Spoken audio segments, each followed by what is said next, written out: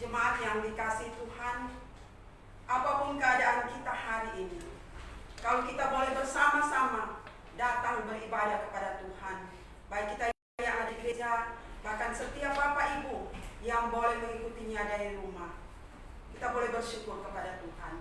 Itu karena kemurahan Tuhan, itu karena anugerah Tuhan yang melimpah bagi kita semua. Untuk itu saat ini, mari kita angkat hati kita angkat pujian kita untuk boleh sungguh bersyukur kepada Tuhan. Kita angkat pujian yang berkata, kemurahan Tuhan. Oleh karena kemurahan Tuhan, kita boleh ada sampai hari ini.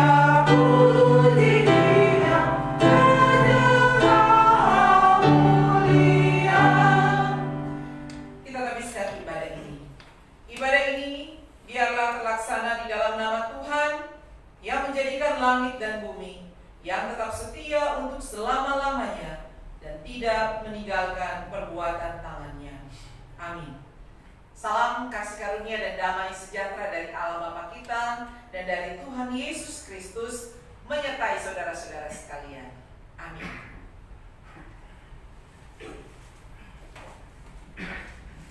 Kita masih tetap berdiri. berdiri, mari bersama-sama kita terus mulai membesarkan nama Tuhan. Kita boleh menyatakan bahwa Allah itu baik. Baik buat saya, baik buat Bapak Ibu semua. Allah itu baik.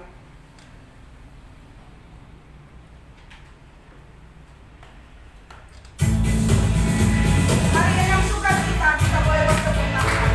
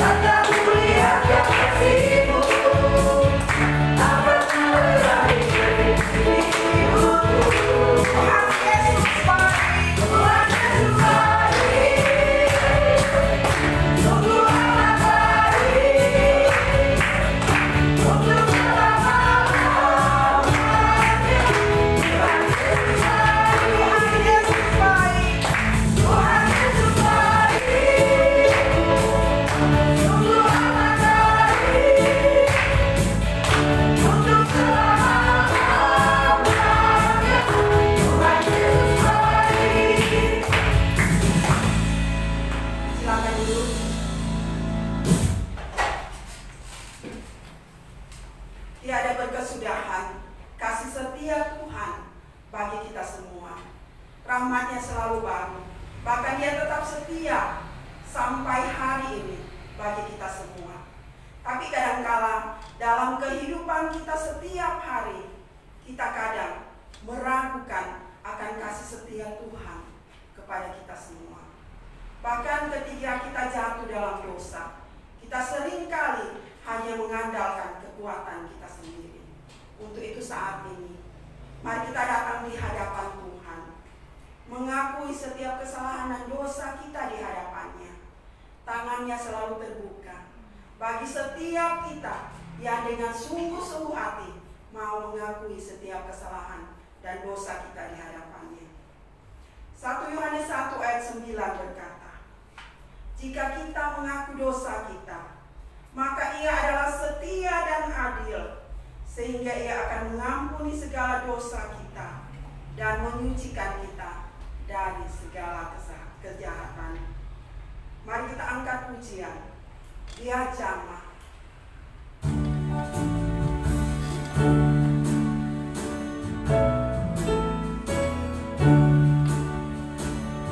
Tertinggi dengan berat-berat. Tertinggi dengan berat-berat. Dosaku yang menjerat. Dosa dunia menjerat. Datang pada Yesus. Lalu ku datang pada Yesus. Dia memberi kelegaan. Dia memberi kelegaan. Dia jamah segenap hidupku. Dia jamah sekali hidupku. Dan beri damai di hatiku. Di hatiku. Semua telah berubah. Semua telah berubah. Dan aku tahu Yesus jamah ku jadi baru. Tertinggi dengan beban berat. Biar ini menjadi doa kita di hadapan Tuhan. Tertinggi dengan beban berat. Dosa dunia menjerat. Datang pada Yesus. Lalu ku datang pada Yesus. Dia memberi kelegaan. Dia memberi kelegaan. Minta Tuhan menjamah hati kita. Dia jamah sekali hidupku. Dan beri damai di hatiku. Dan beri damai di hatiku. Semua telah berubah. Dan aku tahu Yesus jamah ku jadi baru. Mari masih kita datang di hadapan Tuhan, mengakui apapun yang sudah kita lakukan di hadapan Tuhan. Apapun kesalahan dan dosa kita yang sudah kita lakukan, yang menyakiti hati Tuhan, yang tidak sesuai dengan kehendak Tuhan. Mari kita datang, boleh mengampuni setiap kesalahan dan dosa kita di hadapannya.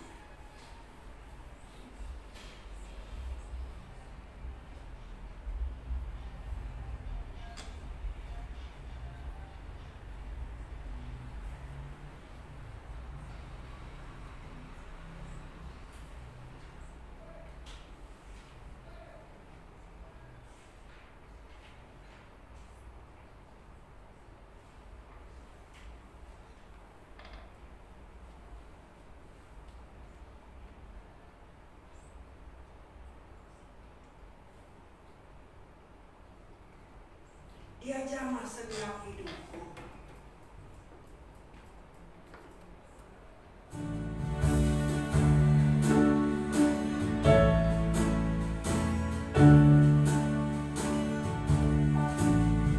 Dia jamah segenap hidupku. Dan beri damai di hatiku. Semua telah berubah. Dan aku tahu Yesus jamah ku jadi baru. Ya Tuhan, ini setiap doa kami di hadapan Tuhan. Ini pengakuan kami di hadapan-Mu. Tuhan, Engkau menjamah hati dan pikiran kami. Engkau mengetahui setiap apapun yang sudah kami lakukan yang tidak menyenangkan dan memuliakan nama Tuhan. Ampuni dan sucikan setiap kami Tuhan. Layakan setiap kami. Terima kasih untuk kasih Terima kasih untuk pengorbanan-Mu yang mau mati di kayu salib buat kami semua. Terima kasih Tuhan. Terima kasih untuk pengampunan-Mu. Di dalam nama Tuhan Yesus Kristus adalah Tuhan dan Juru Selamat kami yang hidup, kami sudah berdoa. Amin. 2 Korintus 5 ayat 17 berkata, jadi siapa yang ada di dalam Kristus, ia adalah ciptaan baru. Yang lama sudah berlalu, sesungguhnya yang baru sudah datang. Inilah berita anugerah bagi setiap kita yang dengan sungguh-sungguh hati mengaku setiap dosa di hadapan Tuhan. Mari dengan penuh sukacita kita mau nyatakan bahwa Tuhan yang sudah menebus kita dan bahkan kita sudah menjadi ahli warisnya Tuhan Yesus. Kita angkat pujian yang berkata, ku berbahagia ya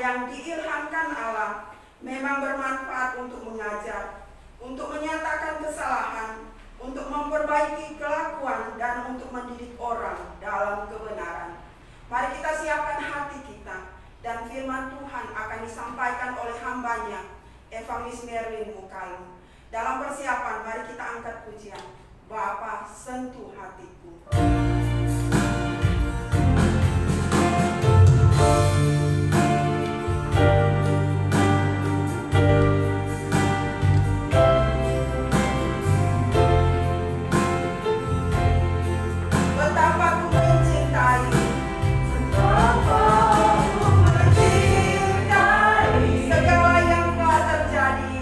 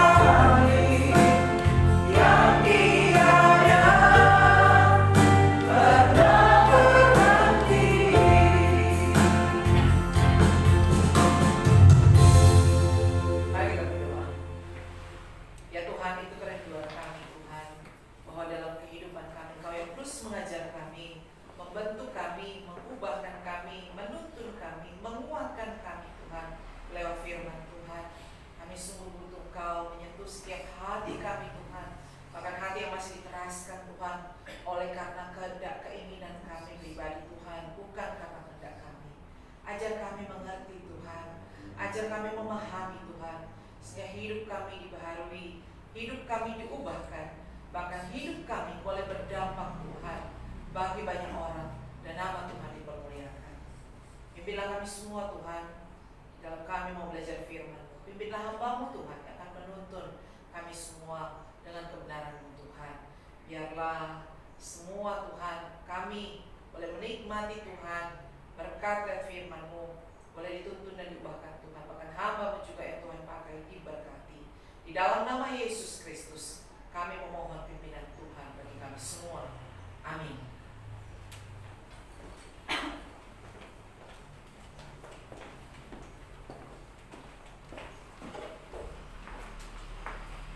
Bapak Ibu Saudara yang dikasih Tuhan, mari kita membaca bagian firman Tuhan yang tertulis di dalam kitab 1 Tesalonika 1 ayat 2 hingga yang ke-10. 1 Tesalonika 1 ayat yang kedua hingga ayat yang ke-10. Saya akan membacakan, Bapak Ibu Saudara, silakan menyimak di Alkitab masing-masing. Buah pemberitaan Paulus. Kami selalu mengucap syukur kepada Allah karena kamu semua dan menyebut kamu dalam doa kami, sebab kami selalu mengingat pekerjaan imanmu, usaha kasihmu, dan ketekunan pengharapanmu kepada Tuhan kita Yesus Kristus di hadapan Allah dan Bapa kita. Dan kami tahu, hai saudara-saudara yang dikasihi Allah, bahwa Ia telah memilih kamu, sebab Injil yang kami beritakan bukan disampaikan kepada kamu dengan kata-kata saja, tetapi juga dengan kekuatan oleh Roh Kudus dan dengan suatu kepastian yang kokoh.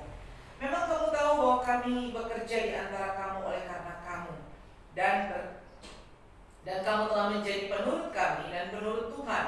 Dalam perindasan yang berat kamu telah menerima firman itu dengan sukacita yang dikerjakan oleh Roh Kudus, sehingga kamu telah menjadi teladan untuk semua orang yang percaya di wilayah Makedonia dan Akaya. Karena dari antara kamu firman Tuhan bergema bukan hanya di Makedonia dan Akaya saja, tetapi di semua tempat telah tersiar kabar tentang imanmu kepada Allah, sehingga kami tidak usah mengatakan apa-apa tentang hal itu. Sebab mereka sendiri bercerita tentang kami, bagaimana kamu sambut dan bagaimana kamu berbalik dari berhala-berhala kepada Allah untuk melayani Allah yang hidup dan yang benar, dan untuk menantikan kedatangan anaknya dari surga yang telah dibangkitkannya dari antara orang mati, yaitu Yesus yang menyelamatkan kita dari murka yang akan datang. Demikian bagian firman Tuhan. Shalom bagi kita semua. Ya, kita masih di dalam suasana mengingat dan mensyukuri akan reformasi yang sudah digulirkan oleh para bapak reformasi kita. Sudah kurang lebih 500 tahun lebih. Ya, 500 tahun lebih reformasi dicanangkan atau dimulai oleh sang reformator Bapak Martin Luther. Ada satu upaya untuk perbaikan kembali kepada ajaran gereja yang benar, yaitu kembali kepada firman Tuhan. Dan ini memberikan dampak yang sungguh luar biasa. Di masa itu memberikan dampak aspek sosial politik di bagian negara-bagian Eropa, bahkan juga sampai pada kita boleh merasakan memberikan dampak yang luar biasa. Bahkan gereja-gereja juga boleh merasakan dampak dari perubahan yang ada lewat gerakan reformasi ini. Dan seharusnya bagi kita sebagai bagian dari gereja ini boleh merasakan dampak itu. Dan bukan hanya merasakan, tetapi apakah gema reformasi ini masih terus bergulir di dalam kehidupan kita. Kita boleh merasakan dampaknya. Bahkan gema ini boleh memberikan dampak bagi banyak orang, atau kita hanya cukup merayakannya. Kita tahu di tahun 2017 yang lalu kita merayakan 500 tahun gerakan reformasi dengan penuh sukacita. 500 tahun sudah bergulir. Apakah di 500 tahun itu bagi kita gereja ini boleh merasakan dampaknya, menikmatinya, bahkan menjalani sesuai dengan apa yang dicita-citakan, diharapkan tujuan reformasi ini boleh berlaku dalam kehidupan kita. Dan ketika kita terus merasakan gema ini, semangat ini, sukacita, kita boleh memberikan dampak juga bagi orang-orang di sekitar kita. Atau kita hanya cukup menikmatinya, bahwa benar reformasi tujuannya adalah mengembalikan segala sesuatu ajaran yang tidak benar atau ajaran yang menyimpang dari Alkitab kepada ajaran yang benar. Tapi sudahkah kita merasakan, menikmati, menjalani, dan memberikan dampak kepada orang-orang yang ada di sekitar kita?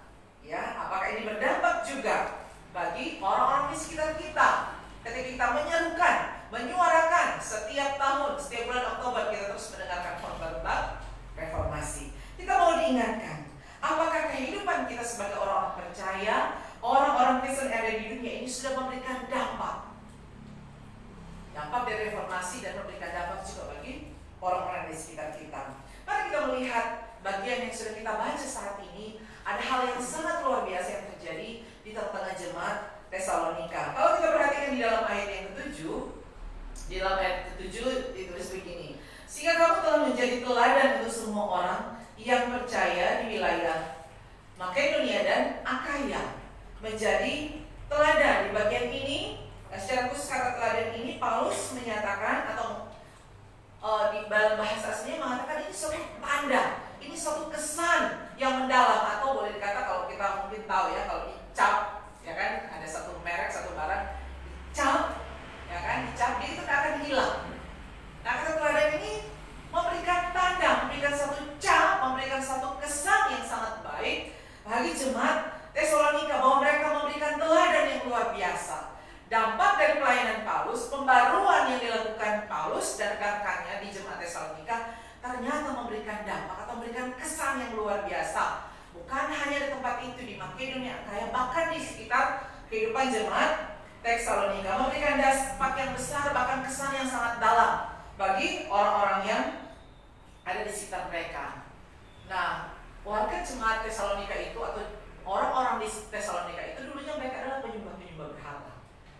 Mereka adalah penyembah-penyembah berhala. Namun dengan pimpinan Tuhan lewat hamba-hambanya, sehingga mereka ketika dilayani mendengar Injil, mereka dibaharui kehidupan lama mereka tinggalkan, dan mereka menjadi penyembah Allah tentunya. Nah, pertobatan mereka menjadi kesaksian yang luar biasa bagi orang-orang yang di sekitar. Artinya jemaat Tesalonika bukanlah jemaat yang biasa-biasa saja, tetapi gereja yang dinamis, gereja yang mampu memberikan dampak bagi orang-orang di sekitar. Bukan hanya sekedar menjadi ya jemaat Tesalonika, oh kenal, kita tahu, tapi justru mereka memberikan satu kesan, satu dampak yang luar biasa bagi orang-orang yang ada di sekitar, menjadi satu gentaran lewat apa? Sikap hidup mereka, jalan kehidupan yang mereka pilih. Sehingga mari kita mau menyimak kehidupan mereka. Ya, apa sih yang terjadi atau apa yang mereka lakukan di dalam kehidupan mereka sebagai satu jemaat, sehingga betul-betul bisa meninggalkan satu kesan yang begitu dalam bagi orang-orang di sekitar. Dan harusnya juga ini menjadi satu teladan bagi kita, ya kan? Orang-orang percaya yang sudah mengalami pembaruan di dalam Kristus Yesus. Yang pertama, mari kita lihat di beberapa ayat menjelaskan bahwa mereka menerima firman Tuhan.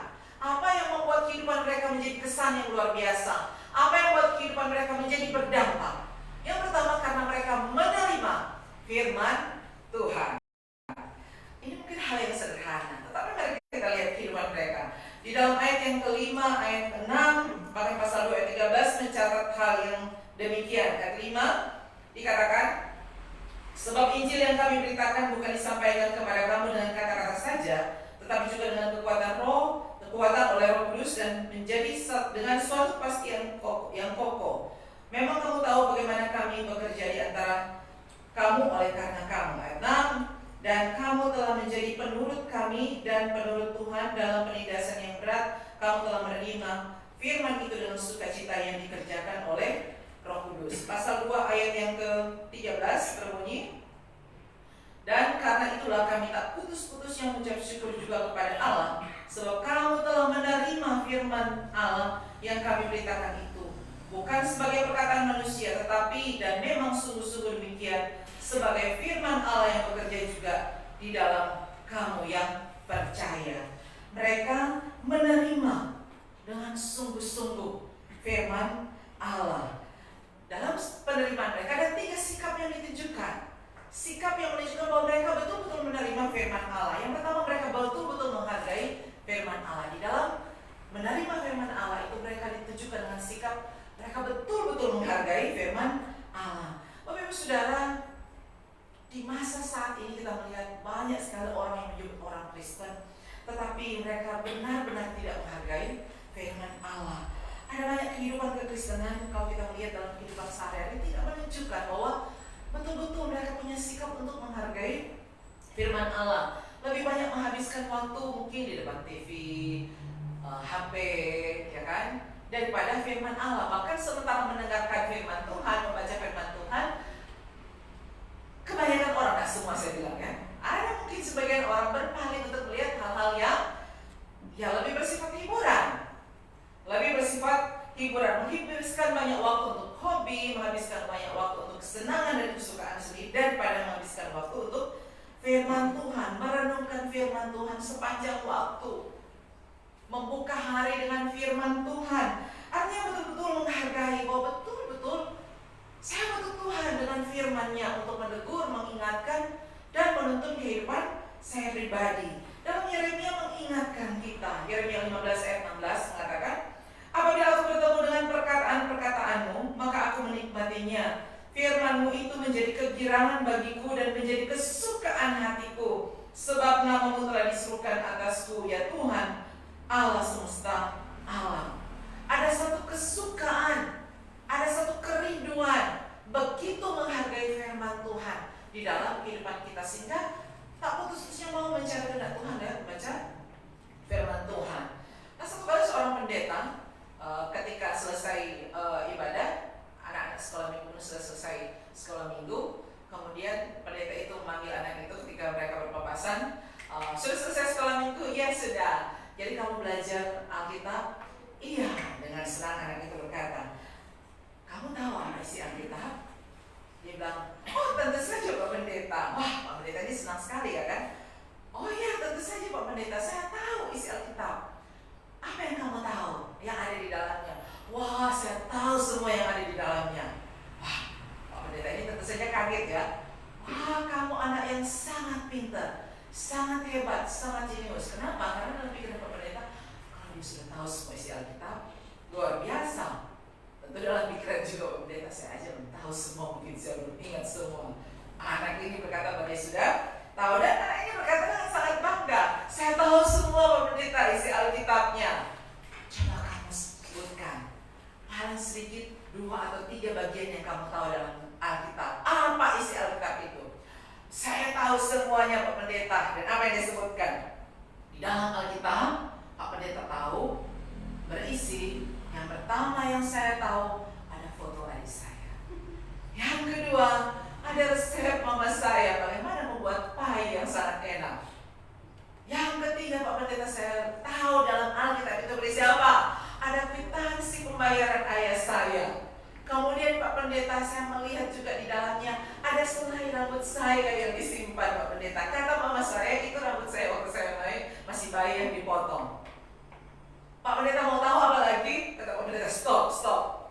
Dalam pikirannya anak ini tahu isi Alkitab. Isi Alkitab sebenarnya ya. Apa itu isi Alkitab? Maksudnya ada bagian-bagian firman Tuhan yang diingat oleh anak-anak bahkan kita semua. Tetapi yang ada dalam pikiran anak itu yaitu isi Alkitab, apa yang tersimpan di dalam, ya kan? Apa yang tersimpan di dalam. Memang sih saya juga sering menaruh foto di sini sebagai pembatas, ya kan? Tetapi dalam pikiran anak itu, Alkitab itu adalah satu peti harta karun yang berisi sesuatu benda-benda atau barang. Dan di masa itu, kalau sekarang mungkin kita sudah jarang ya pegang ini. Tapi di masa itu, Alkitab seolah-olah menjadi satu peti harta karun yang hanya bisa dibuka di waktu-waktu tertentu, dan hanya berisi suatu benda yang mungkin dikeramatkan, benda-benda kenangan, menjadi tempat penyimpanan. Si Alkitab bukan lagi isi firman ya, tapi menjadi satu benda. Bahkan ada sebagian orang menjadikan itu sebagai satu berhala, ya kan? Penolak bala dan lain sebagainya, penolak setan dan lain sebagainya. Bukan lagi isi Alkitab ini.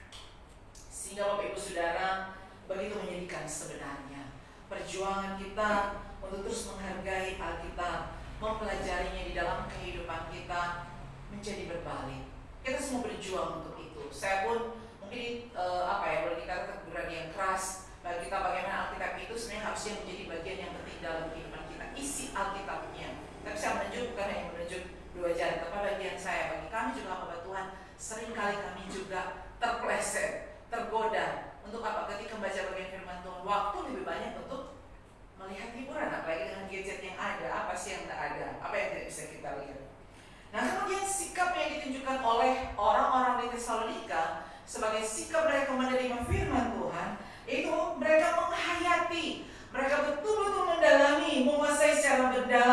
bagian firman Tuhan.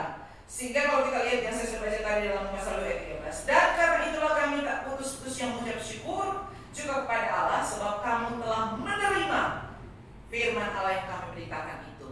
Kata menerima ini di dalam bahasa Yunani ini luar biasa. Dikatakan menerima itu berarti mengambil ke dalam hatimu.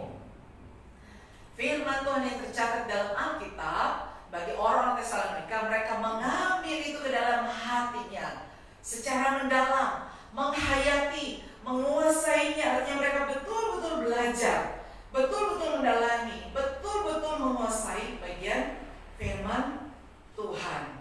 Bukan hanya sekedar mendengar, bukan hanya sekedar lalu begitu saja, tapi betul-betul mempengaruhi kehidupan mereka. Betul-betul mempengaruhi kehidupan mereka. Bapak Ibu Saudara, begitu banyak orang tidak lagi menanggapi firman Tuhan, tidak lagi menghayati, tidak lagi mau mendalami firman Tuhan di dalam kehidupan. Bahkan banyak orang jadi mati ketika mendengar firman Tuhan. Seorang pendeta berkata, saya ketika mendengarkan firman berbicara kepada orang-orang seolah saya berbicara dengan mayat yang sudah mati, bagaikan orang yang melayat dan berbicara kepada mayat. Dia sudah bisa mendengar lagi. Kenapa? Dia sudah tidak mau lagi mendengar firman Tuhan, menghargai firman Tuhan. Kenapa? Ada dua alasan katanya. Ada dua alasan di sana. Kenapa orang tidak lagi mau memasukkan firman itu ke dalam hatinya? Yang pertama katanya karena kemungkinan dia sudah tidak lagi memiliki kehidupan rohani sejak awal. Artinya dia belum menerima firman keselamatan. Itu wajar karena dia belum mengalami Tuhan dan kasih-Nya di dalam kehidupan. 1 Korintus 2:14 mencatat, tetapi manusia duniawi atau orang yang terhilang tidak menerima apa yang berasal dari Allah, dari Roh Allah, karena hal itu baginya menjadi suatu kebodohan dan ia tidak dapat memahaminya, sebab hal itu hanya dapat dinilai secara rohani. Ini mungkin wajar katanya, orang yang belum menerima keselamatan tidak bisa memasukkan firman itu dalam hati. Tetapi orang yang kedua katakan bahwa seseorang mungkin tidak lagi memasukkan firman itu dalam hati karena apa? Tidak, firman Tuhan bagi dia tidak sesuai dengan apa yang dia alami. Bahkan karena kekerasan hatinya disebabkan oleh penolakannya untuk mentaati firman Tuhan dalam kehidupan. Alkitab banyak sekali berbicara tentang kekerasan hati dari orang-orang. Hati yang menjadi keras ketika dia menolak untuk berurusan dengan penyelesaian dosa. Hati dikeraskan. Kita ingat Firaun ya kan? Bagaimana Tuhan mengeraskan hatinya? Karena dia sudah lebih dahulu mengeraskan hatinya dan Tuhan mengeraskan hatinya. Sehingga hati-hati. Ketika kita mulai mengeraskan hati kita terhadap peringatan Tuhan akan dosa-dosa yang kita lakukan, untuk berbalik dari peringatan yang paling halus sampai yang paling keras, ketika kita mengeraskan hati kita, kita harus berhati-hati jangan hati kita semakin dikeraskan dan penghukuman pada akhirnya. Artinya ketika kita mengeraskan hati kita, hubungan persekutuan kita dengan yang intim dengan Tuhan akan semakin hari kita semakin menjauh dari Tuhan, akan semakin menjauh dari Tuhan. Membaca Alkitab seolah menjadi satu PR yang rasanya berat sekali untuk dikerjakan, berat sekali untuk dikerjakan.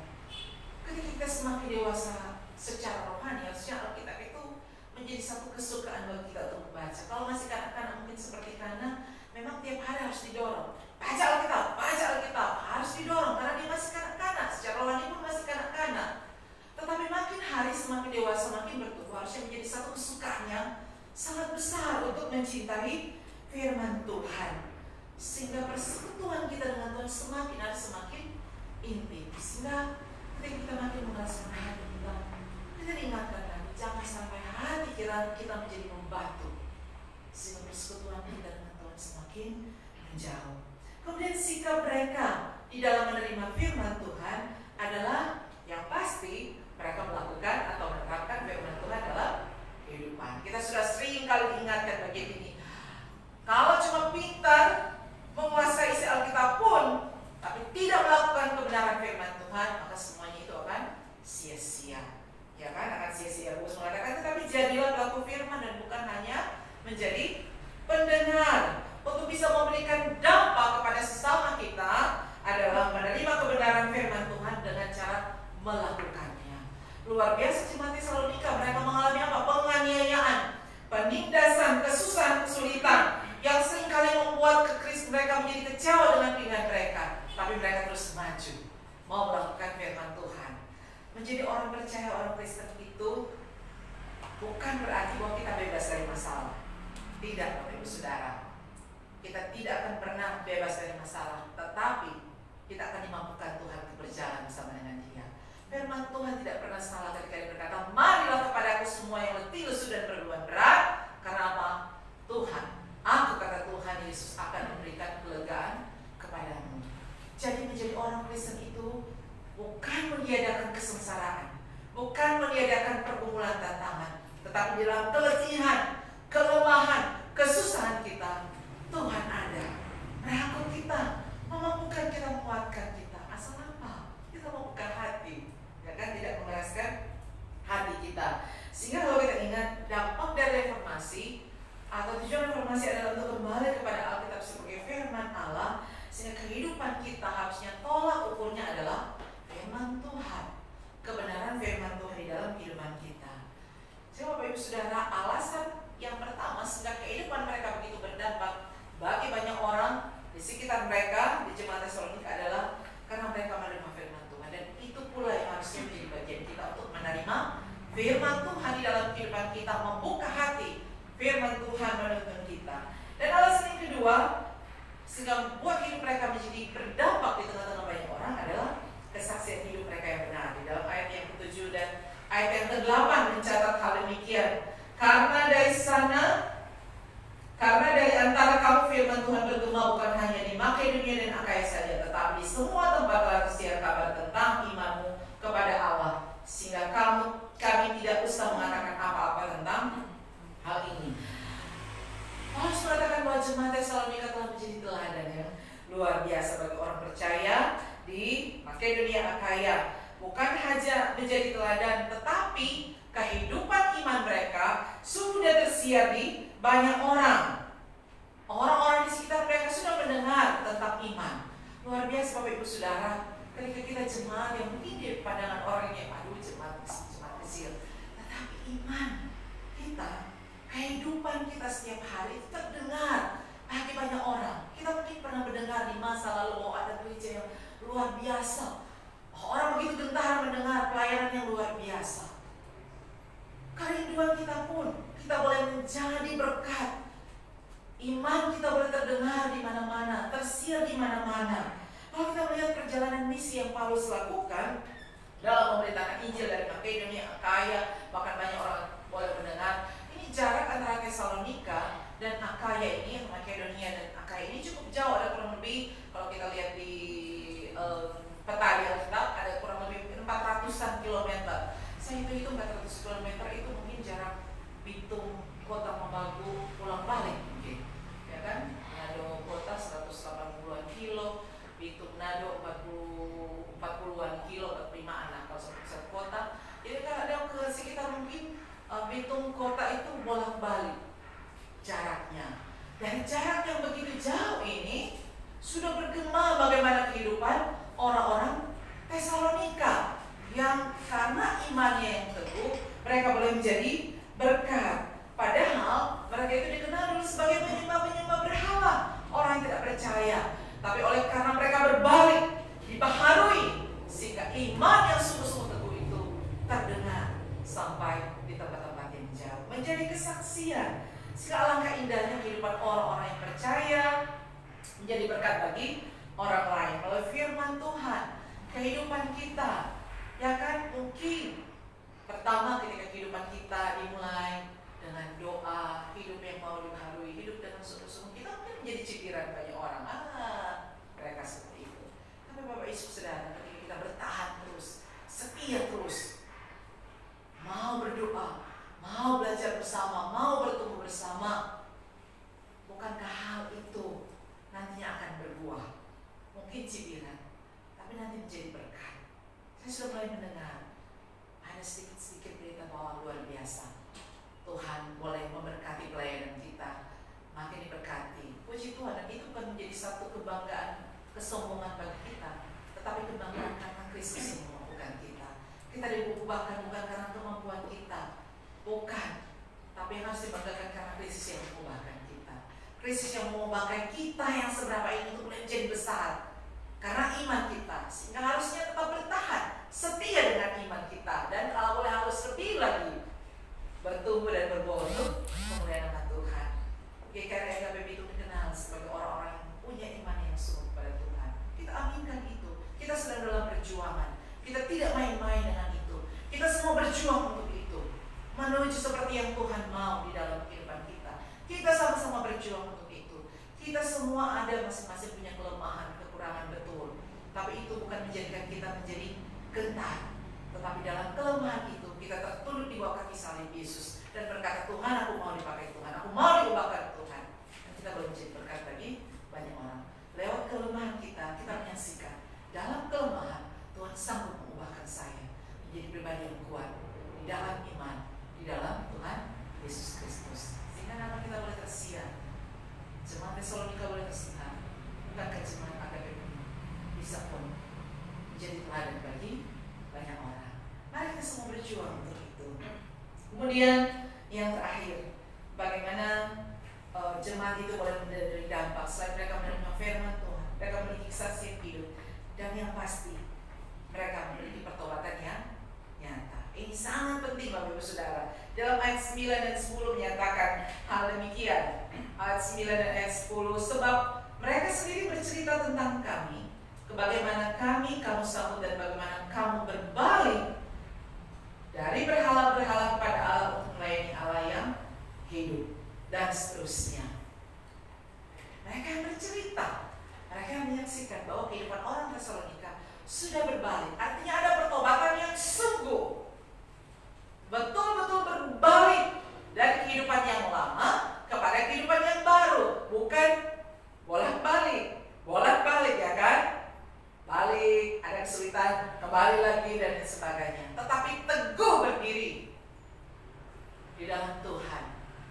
Teguh memandang kepada salib Kristus yang sudah menyelamatkan. Sehingga ada pertobatan yang sungguh-sungguh. Tidak kembali lagi pada kehidupan yang lama, tetapi ada pertobatan yang sungguh-sungguh berbalik dari berhala-berhala dikatakan. Kalau kita berbalik dari kehidupan kita yang lama, jemaat Tesalonika dari penyembahan berhala, tetapi kan sekarang kehidupan mereka menyembah kepada Allah yang benar. Mereka tidak mau lagi menyembah kepada berhala, tapi menyembah Allah yang hidup.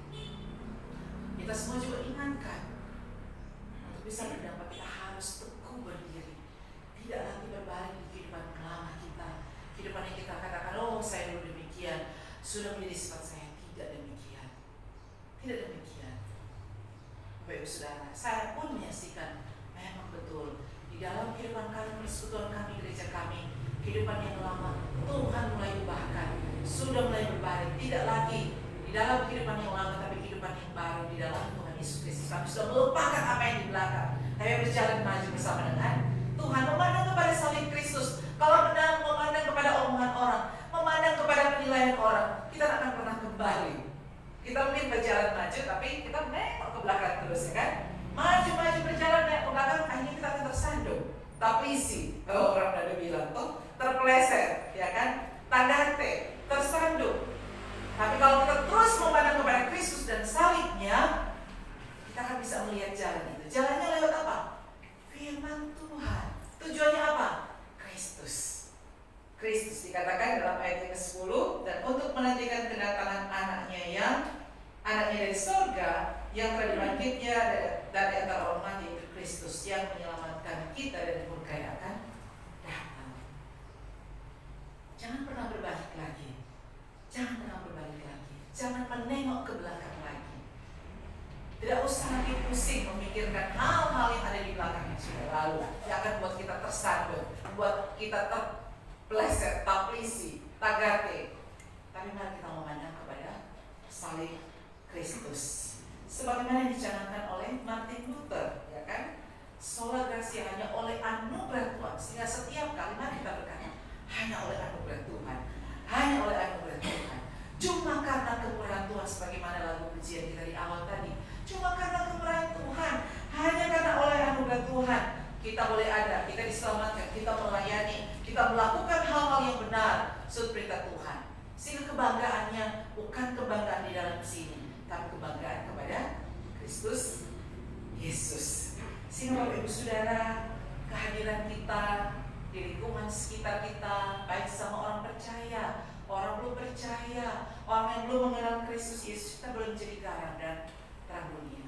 Ketika kita sungguh-sungguh mau menerima firman Tuhan, ketika kita sungguh-sungguh mau menjadi saksi Tuhan, dan ketika kita sungguh-sungguh berbalik, bertobat dan berbalik dari cara hidup kita yang lama, maka niscaya kita akan menjadi berkat bagi banyak orang. Hanya oleh anugerah Tuhan kita semua ada, dan kita kembalikan semua untuk hormat dan kemuliaan nama Tuhan Yesus. Tuhan memberkati kita, semangat reformasi tetap hidup di dalam kehidupan kita, bukan hanya dalam kita tetapi berbuah bagi banyak orang. Tuhan memberkati kita dengan firman-Nya. Amin. Mari kita berdoa. Tuhan, terima kasih untuk firman-Mu. Tuhan, ingatkan kami hidup yang sudah merasakan dampak reformasi, yang sudah berdampak bagi banyak orang. Mampukan kami untuk terus menerima kebenaran firman Tuhan dengan sungguh. Mampukan kami Tuhan untuk terus menjadi saksi-Mu yang hidup, akan memberitakan Injil, menyaksikan karya Tuhan dalam hidup kami, dan mampukan kami untuk terus Tuhan berjalan lurus ke depan, tidak lagi berbalik pada kehidupan kami yang lama. Tuhan, tolong kami semua. Kami lemah Tuhan, betul, tapi kami adalah anak-anak Tuhan. Kami percaya Engkau akan membutuhkan kami, menguatkan kami untuk terus menolong kami hidup memperkenankan hati Tuhan.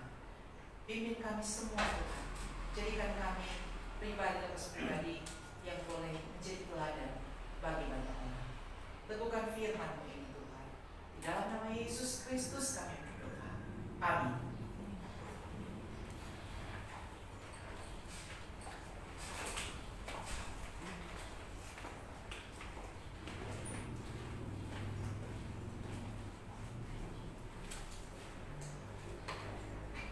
Jemaat yang dikasihi Tuhan, saya jemput kita semua bangkit berdiri bersama dengan semua orang percaya di segala abad dan tempat. Kita akan ikrarkan pengakuan iman kita menurut pengakuan iman rasuli demikian. Aku percaya kepada Allah Bapa yang Maha Kuasa, Khalid langit dan bumi, dan kepada Yesus Kristus anaknya yang tunggal Tuhan kita, yang dikandung daripada Roh Kudus, lahir dari anak darah Maria, yang menderita sengsara di bawah pemerintahan Pontius Pilatus, mati dan dikuburkan, turun ke dalam kerajaan maut. Pada hari yang ketiga bangkit pula dari antara orang mati, naik ke surga, duduk di sebelah kanan Allah Bapa yang Maha Kuasa, dan dari sana Ia akan datang untuk menghakimi orang yang hidup dan yang mati. Aku percaya kepada Roh Kudus, gereja yang kudus dan am, persekutuan orang kudus, pengampunan dosa, kebangkitan tubuh dan hidup yang kekal. Amin. Dipersilakan duduk.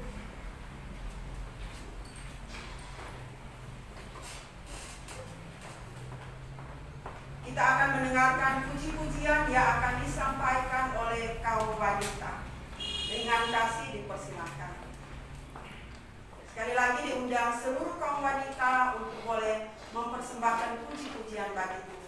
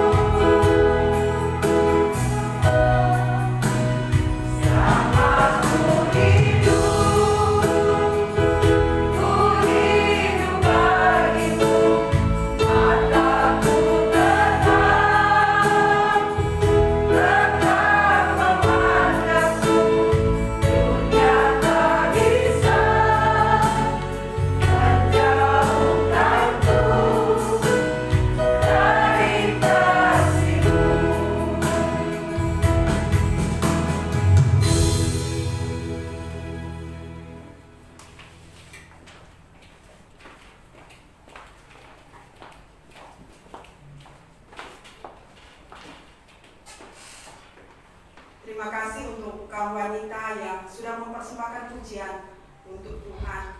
Biar kita hidup, kita terus hidup untuk Tuhan. Kita akan memberikan persembahan syukur kita kepada Tuhan sambil menghayati firman Tuhan dalam Mazmur 96 ayat 8. Berilah kepada Tuhan kemuliaan namanya, bawalah persembahan dan masuklah ke pelatarannya. Mari kita memberikan dengan penuh sukacita di hadapan Tuhan sambil kita angkat pujian besarlah.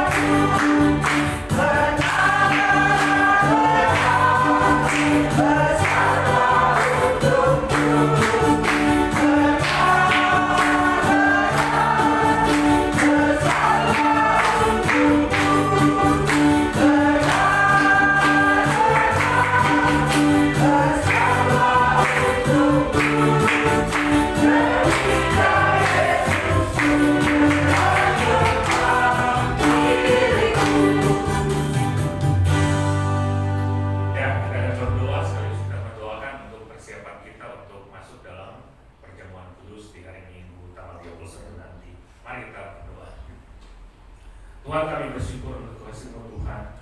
Benarlah untuk kami karena Yesuslah milik kami Tuhan. Engkau yang boleh berkarya dalam hidup kami. Kami diperlui dalam hidup yang ada sekarang ini. Terima kasih Tuhan. Kami bersyukur kepada-Mu. Dan terima kasih untuk firman-Mu Tuhan yang sudah boleh kami dengarkan tadi. Dampak reformasi boleh menjadi bagian juga di hidup kami.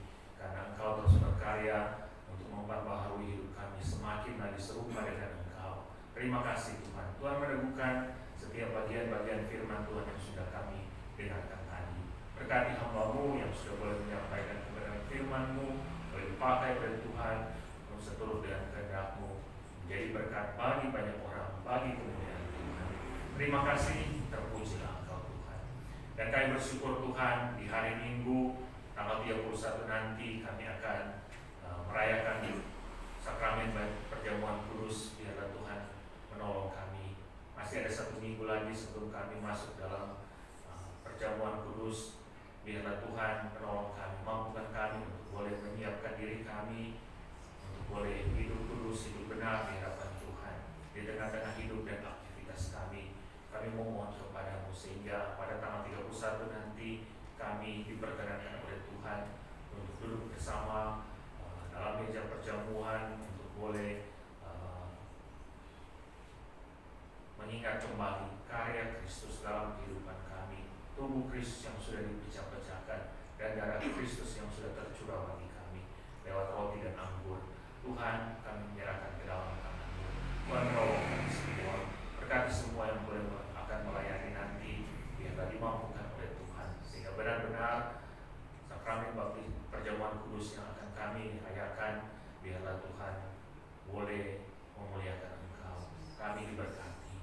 Terima kasih Tuhan, Tuhan menolong kami semua.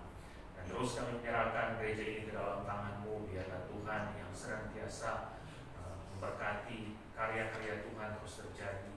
Mujizat Tuhan terjadi lewat pelayanan gereja ini, lewat jemaat-jemaat, lewat pelayan-pelayan Tuhan. Kami memohon belas kasih Tuhan. Lawatlah setiap kami untuk boleh menjadi berkat di seputaran gereja ini, di tetangga-tetangga kami di mana kami hidup. Tuhan menolong, Tuhan memampukan kami. Terima kasih Tuhan, sehingga lewat kami semua nama Kristus yang dipuji dipermuliakan. Memberkati setiap jemaat-jemaat yang ada dengan kehidupan dan tanggung jawab perkumpulan yang ada. Kami memohon belas kasih Tuhan. Di sepanjang minggu ini Tuhan menyertai dalam usaha pekerjaan, dalam studi, dalam pelayanan, dalam apapun yang dikerjakan oleh setiap jemaat dan simpatisan yang ada. Biarlah diberkati oleh Tuhan. Dijauhkan dari setiap kecelakaan, mara bahaya, sakit, penyakit atas kami semua yang ada beribadah bersama-sama di pagi hari ini dan seluruh jemaat-Mu dan simpatisan yang ada. Kami menyerahkan ke dalam tangan-Mu. Biarlah Tuhan menolong dan menyertai. Yang bergumul dengan sakit, yang terus memohon, biarlah Tuhan memulihkan setiap jemaat dan simpatisan yang sakit Tuhan. Yang sakit juga secara fisik, secara rohani, biarlah Tuhan pulihkan. Kami memohon kepada-Mu, Tuhan melawat di tempat mereka masing-masing, agar benar-benar mujizat Tuhan terjadi, kesembuhan terjadi. Terima kasih Tuhan. Menyerahkan ke dalam tangan-Mu Tuhan, biarlah Tuhan tolong. Tuhan memberkati bangsa kami Indonesia, kami serahkan ke dalam tangan-Mu. Biarlah Tuhan campur tangan di tengah-tengah pergumulan yang dialami oleh bangsa kami. Biarlah Tuhan menolong agar dimampukanlah para pemimpin kami untuk boleh memimpin bangsa ini. Bahkan 100 pemimpin kami yang percaya kepada Engkau sebagai Tuhan dan Juru Selamat, mereka juga dimampukan lebih oleh Tuhan sehingga mereka boleh menjadi kesaksian. Hingga di kota Bitung ini kami memohon kepada-Mu, hingga di Kelurahan Paten 2 ini, bahkan di kelurahan di mana kami jemaat tinggal, kami memohon biar Tuhan melawat setiap pemimpin-pemimpin kami. Terima kasih Tuhan. Dan kami terus menyerahkan ke dalam tangan-Mu untuk penanganan COVID-19. Terima kasih Tuhan. Di Bitung ini, di Sulawesi Utara, bahkan di Indonesia ini semakin lebih baik. Kami memohon belas kasih Tuhan. Kalau Tuhan berkenan, ini boleh berakhir Tuhan, sehingga hidup yang dijalani kami semua boleh kembali seperti yang dikehendaki oleh Tuhan untuk dijalani. Kami memohon belas kasih Tuhan, biarlah virus ini boleh berakhir. Yang masih mengalami bergumul dengan sakit, biarlah Tuhan tolong. Bahkan yang ditinggalkan oleh orang-orang yang dikasihi karena virus ini, Tuhan, kami memohon Tuhan menguatkan mereka menghadapi hari-hari yang ada. Terima kasih Tuhan. Kami menyerahkan juga untuk pelayanan penginjilan, biarlah Tuhan memberkati dimanapun berada. Di kota Bitung ini ada saudara kami yang belum mengenal Tuhan, biarlah Tuhan menolong. Tuhan memakai kami semua untuk boleh menjadi terang, menjadi berkat bagi saudara kami yang belum mengenal Tuhan. Kami memohon belas kasih Tuhan. Bahkan hingga di tengah-tengah bangsa ini dan di dunia ini, Tuhan memberkati mereka yang Tuhan panggil 100, bahkan semua orang Kristen terpanggil untuk boleh menyampaikan kabar baik. Biarlah Tuhan menolong, mampukan, sehingga lewat itu semua mereka boleh datang kepada Engkau, mengaku bahwa Engkau sebagai Tuhan yang Juru Selamat. Terima kasih Tuhan. Kami bersyukur berkat-berkat Tuhan terus menjadi bagian hidup kami, berkat kesehatan dan juga berkat jasmani Tuhan. Kami bersyukur dan kami boleh memberikan persembahan, biarlah diberkatilah persembahan yang sudah kami berikan, dan terlebih kami boleh mempersembahkan hidup kami sebagai persembahan yang hidup, yang kudus dan berkenan kepada-Mu. Terima kasih Tuhan, terpujilah Engkau. Kami percaya kepada-Mu dan membawa setiap doa-doa kami ini hanya dalam nama Tuhan Yesus. Dan akan kami akhiri doa kami dengan doa Bapa kami. Bapa kami yang di surga, dikuduskan nama-Mu, datanglah kerajaan-Mu, jadilah kehendak-Mu di bumi seperti di surga. Berikanlah kami pada hari ini makan kami yang secukupnya, dan ampuni akan segala kesalahan kami, seperti kami yang beri orang yang bersalah kepada kami. Dan jangan bawa kami dalam pencobaan, tapi lepaskan kami dari jahat. Karena Engkau yang punya kerajaan,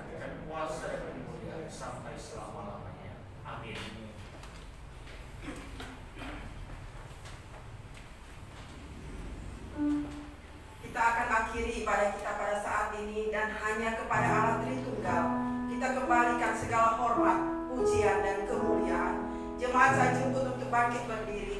Doksologi doa tutup dan berkat oleh hambanya Evangelis Berlin.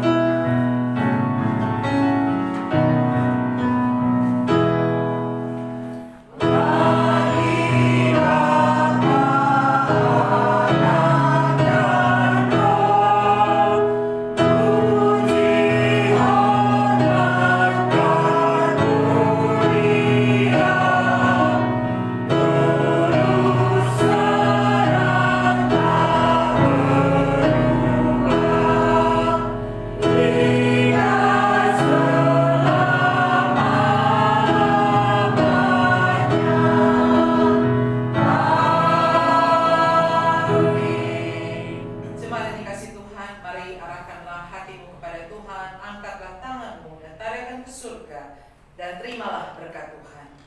Tuhan memberkati dan melindungi saudara-saudara. Tuhan menyinari dengan wajah-Nya dan memberi saudara-saudara kasih karunia. Tuhan menghadapkan wajah-Nya kepadamu dan memberi engkau damai sejahtera sekarang ini sampai